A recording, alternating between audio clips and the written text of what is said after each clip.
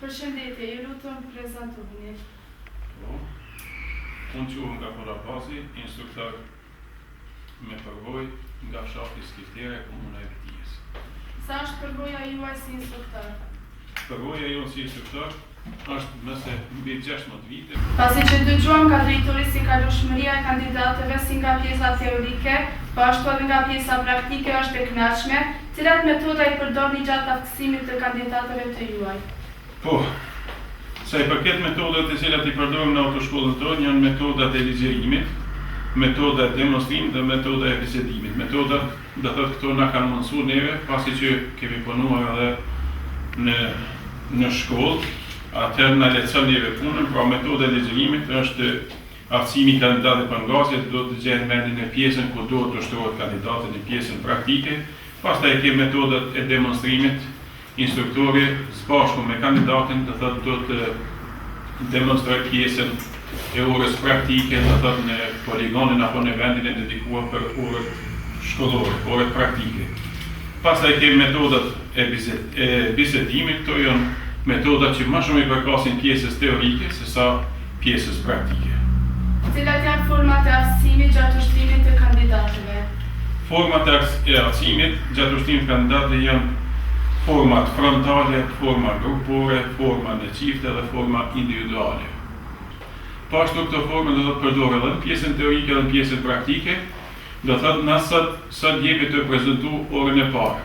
Pasi që kandidati gjatë ushtrimit të pjesës së parë, të orës së parë, do thotë nuk i lejohet ndoshta se dim se gjithë kandidat kanë dëshirë të vozitin me një rend, mirë po detyra jonë është që të njoftohemi me kandidatin, të njoftohemi me mjetin, pastaj do të filloj pjesa praktike e vozitjes në poligon. Instruktori, kur e përdor formën frontale, na sot do ta bëjmë një pjesë të orës pjesës parë, pjesën tjetër do ta demonstrojmë tamam, do të në pjesën praktike atje në poligon, që kandidati dhe instruktori do të njoftohen mas pari, pastaj format e cilat i përmenem janë format frontale.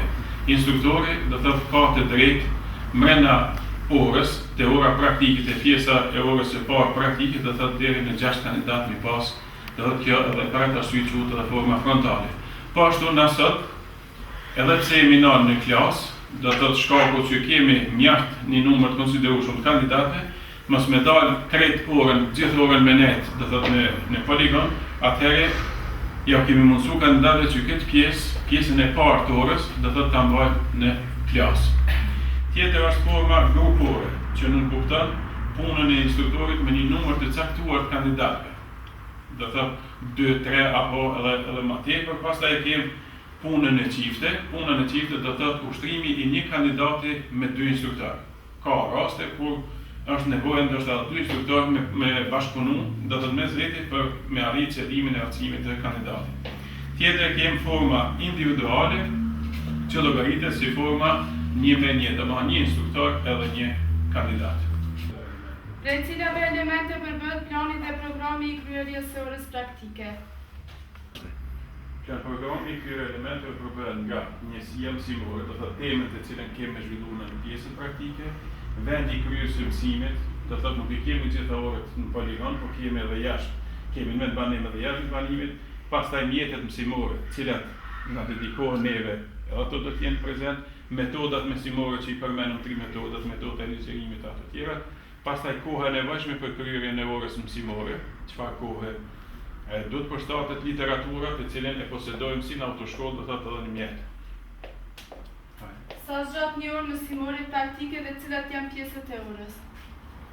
Një orë mësimore si nga pjesa teorike, po ashtu edhe nga pjesa praktike, zgjat 45 minuta.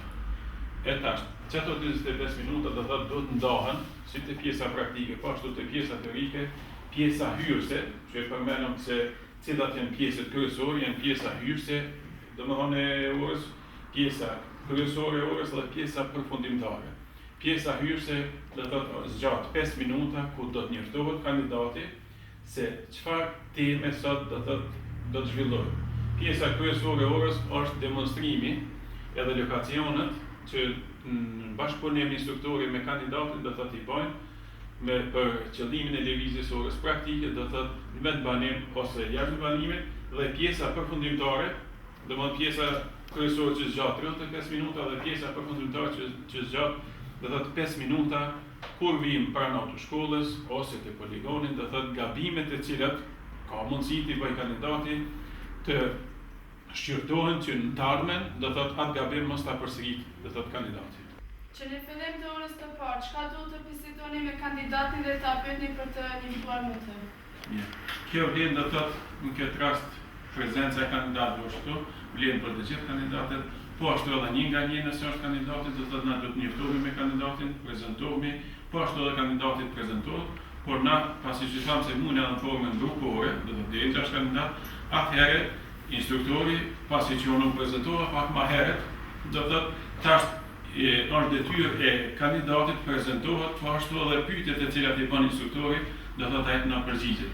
Do thotë instruktori mund ta pyet kandidatin për dhënat, datëlindjen, mund ta pyet për profesionin, përgatitjen shkollore, vendin e punës nëse është i punësuar, ose nëse është në nxënës për shembull, orarin e punës, a ka automjet personal, këtë do ta pyet. Pastaj do ta pyet kandidatin a konsumon alkool apo droga apo duhan të ngjashme. Edhe tjetër është kur është fjala për profesion. Do të dallohet kandidati i cili e ka profesion, për shembull, ose është automekanik, ose është inxhinier i mashinerisë, atë dallimi i ligjëratave do të dallohet me kandidatët e tjerë, se te ai kandidati i cili është inxhinier i mashinerisë ose është automekanik, do thotë nuk kemi nevojë na të humbim kohë të shpjegojmë atij për pjesët e mjetit, të automjetit ose për lubrifikantet apo të ngjashme diçka, do thotë se ai këto gjëra veç i din më mirë. Tjetër, sa i përket profesionit, thamë to, përgatitja shkollore. Tash normale është se përgatitja shkollore, niveli i shkollës e bën do thotë kandidatin edhe më tart. Tash kemi kandidatë të cilët janë me shkolla fillore ndoshta edhe me shkolla të mesme, por na sfidojmë ato se të drejtën për me regjistruar patent shoferin e kanë të gjithë kandidatët, bile edhe ata me aftësi kufizuar, por normal me certifikatën e mjekut, duke ia dhënë certifikatën nëse në certifikat mjekut shënohet për shembull ose me syze ose me proteza ose me aftësi tjera kufizuar, atëherë do thotë ai duhet më përmbajt aty. Kur është fjala te vendi i punës, apo në ndikon pastaj orarin. Orarin është mirë me ditë, shkaku i pjesë i mbajtjes orës pjesës praktike, me caktuar parafarsisht terminin, mes me humb orarin e punës për shembull kandidati, po me gjetë një gjuhë përbashkë dhe me ardhur me një kohë të mirë. Tjetër. Ju si instruktor, cilat dokumente duhet të keni me veti gjatë ushtimit të kandidatit nga pjesa praktike? Dokumentet e cilat na duhet të posedojmë është do thotë licenca e instruktorit, që jemi të licencuar, patent shoferi, libreza e regjistrimit të automjetit, kartela e automjetit 6 mujoshi, kontrollat do thotë që bëhen periodike të automjetit, librin e punës së instruktorit me urdhër të udhëtimit, i cili është i nënshkruar dhe i volez nga personi autorizuar nga drejtori. Pastaj plan programin për aftësimin e kandidatëve nga pjesa praktike, kartelen dhe evidencën e aftësimit nga pjesa praktike dhe certifikatën mjekësore, do thotë ne do të me pasi instruktor.